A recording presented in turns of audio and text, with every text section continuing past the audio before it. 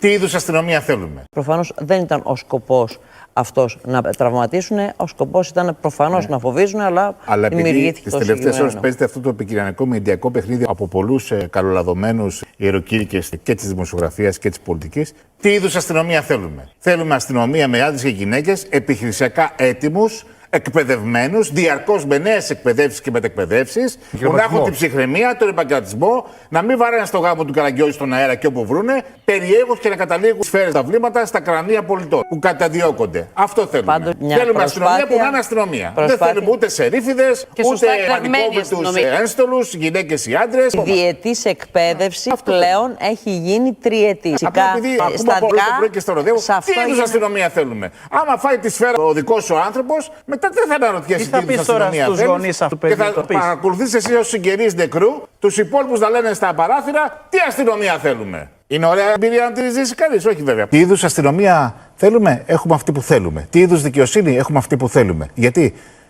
είμαστε με όση δημοσιογραφία αντέχουμε. Αν αντέξουμε περισσότερη δημοσιογραφία, κριτική, θα έχουμε καλύτερη αστυνομία, καλύτερη δικαιοσύνη. Πιστέψτε μας.